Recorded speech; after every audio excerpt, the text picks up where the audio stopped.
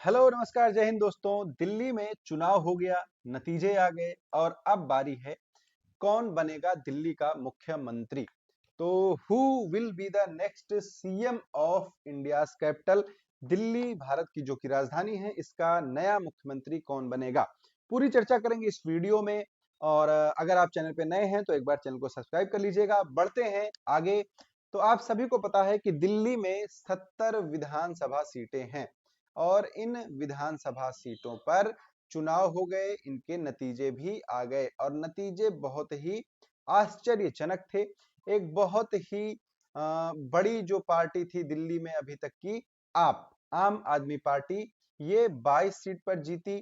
और बीजेपी जो एक पार्टी है जो कि अभी सेंट्रल में लीड कर रहे हैं देश को, उन्होंने अविश्वसनीय तरीके से 48 सीटों पर जीत हासिल की। और लगभग 27 वर्षों के बाद बीजेपी जो है वो दिल्ली में रिटर्न हुई है। तो ये जो पूरा एक समीकरण बना 27 सालों के बाद, वो अब बीजेपी को बहुत ही असमंजस में डाल चुका है कि मुख्यमंत्री कौन होगा। क्योंकि बीजेपी में बहुत ही बड़े बड़े लेवल के जो नेता थे वो यहाँ पर चुनाव लड़े थे।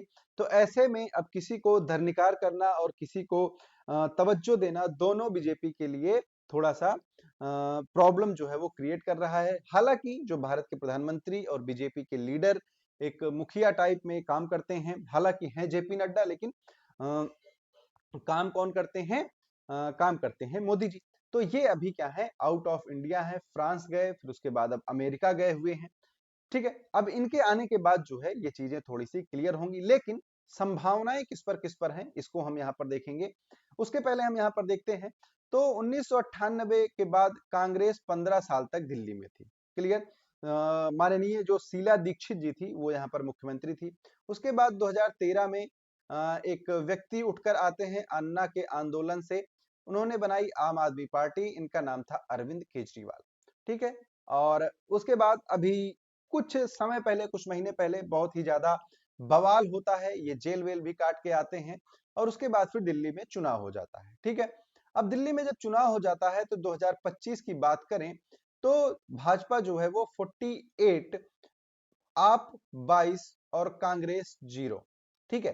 तो यहां पर अगर आप कंसिस्टेंसी देखेंगे तो कांग्रेस की सबसे अच्छी है, लगातार 0 सीटों पर बने हुए हैं। ठीक है। लेकिन बीजेपी जहां पर पिछले पिछले चुनाव में ये 8 सीटों पर थे, इस बार ये 48 सीटों पर है। क्लियर। तो ये इनके लिए काफी अच्छी बात हुई। यहाँ पर जो आपके संयोजक या फिर आप पार्टी के संस्थापक एवं दिल्ली के मुख्यमंत्री अरविंद केजरीवाल थे, ये भी हार चुके हैं और इनको हराया है प्रवेश वर्मा ने। और यही सबसे बड़े एक तरह से एक्स फैक्टर हैं इस टाइम पर दिल्ली के सीएम बनने में, क्योंकि ये दिल्ली के पूर्व सीएम जो थे उनके पुत्र भी हैं। ठीक है। तो प्रवेश वर्मा जो हैं, ये एक उम्मीदवार है। और यहाँ पर ये जो आप आंकड़े देख रहे हैं, ये बहुत ही ज्यादा जो हॉट सीट थी, जैसे मनीष सिसोदिया जी हैं, ये भी हार गए, इनको हराया है तरविंदर सिंह मरवाह ने। ठीक है। उसके बाद और कौन कौन है, तो यहाँ पर अगर आप देखेंगे तो शिखा राय जो है ये जीती हैं। ठीक है। कपिल मिश्रा जीत गए हैं, ये भी एक दावेदार हैं किसके, सीएम उम्मीदवार के। तो ये सारी चीजें हैं, लेकिन यहाँ पर जो सबसे अच्छी चीज निकल कर सामने आई है वो भाजपा के लिए आई है। क्लियर है ना। अब देखिए कौन बन सकता है। तो सबसे पहले एक है प्रवेश वर्मा, जो मैंने आपको बताया। दूसरे हैं कपिल मिश्रा, ये भी हैं। तीसरे हैं दुष्यंत गौतम। अगर महिला के रूप में देखा जाए तो रेखा गुप्ता और मोहन सिंह बिष्ट। ये 5 लोग हैं जो सबसे ज्यादा इंपॉर्टेंट हैं, सबसे ज्यादा जिनको तवज्जो दी जा रही है, किसके लिए, as a chief minister of India capital, Bharat की राजधानी के लिए जो मुख्यमंत्री बनाए जा सकते हैं। हालांकि अभी कोई भी निर्णय नहीं लिया गया है। फिर अगर आप इसमें बात करें तो देखिए सबसे ज्यादा क्या है, प्रवेश वर्मा, इन्होंने केजरीवाल को हराया, एक उम्मीदवार। ठीक है। ये किसके, सीएम पद के दावेदार हुए। फिर उसके बाद जो बीजेपी के पूर्व अध्यक्ष थे यहाँ पर विजेंद्र गुप्ता, ठीक है, और सतीश उपाध्याय। ठीक है। इन दोनों लोगों का नाम भी यहाँ पर आगे आ रहा है। फिर उसके बाद वरिष्ठ जो नेता हैं यहाँ पर आशीष सूद और पवन शर्मा, ये भी हैं। और अगर महिला मोर्चा की बात करें तो रेखा गुप्ता और शिखा रॉय, क्योंकि आपको पता है सबसे पहले शीला दीक्षित, उसके बाद नहीं, सबसे पहले सुषमा स्वराज, फिर शीला दीक्षित, फिर आतिशी।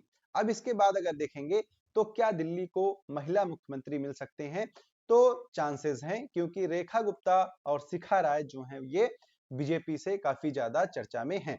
क्लियर। यहाँ पर अगर और बात करें तो उत्तम नगर से जीतने वाले जो पवन शर्मा हैं, ये अब देखिए यहाँ पर आरएसएस का कनेक्शन भी है, क्योंकि आरएसएस जो है ये बीजेपी में बहुत ही क्रूशियल रोल जो है वो प्ले करता है। तो अगर पवन शर्मा को देखेंगे तो ये संघ प्रचारक हैं, ठीक है, आरएसएस के संघ प्रचारक हैं, तो पवन शर्मा के चांसेस थोड़े से बढ़ जाते हैं। उसके बाद फिर राजकुमार भाटिया हैं, ये किससे जुड़े हुए थे, ये एबीवीपी से जुड़े हुए थे, ठीक है। तो ये दो लोग जो हैं इनका जो आरएसएस कनेक्शन है ये यहाँ पर एक्स फैक्टर का काम करता है, तो ये भी मुख्यमंत्री बन सकते हैं। फिर अगर बात करें कि अगर फीमेल फैक्टर यहाँ पर आता है, तो अगर भाजपा बीजेपी सरकार यहाँ पर महिला मुख्यमंत्री चुनना चाहती है तो उसके पास जो ऑप्शंस हैं वो थोड़े से कम हो जाते हैं और चुनाव जो है वो उनको आसानी से करने को मिल सकता है। इसमें टोटल 4 बीजेपी की महिला विधायक चुन के आई हैं, ठीक है। टोटल टोटल कितनी आई हैं, 4 आई हैं। इसमें से सबसे प्रमुख है रेखा गुप्ता और शिखा रॉय। इन दोनों लोगों के नाम पर जो है वो चर्चाएं जो हैं दिल्ली के मुख्यमंत्री के रूप में वो चल रही हैं। क्लियर। दूसरी कौन है, पूनम शर्मा और नीलम पहलवान, ये भी विधायक चुनी गई हैं, लेकिन इनके नामों पर ये चर्चाएं अभी नहीं है।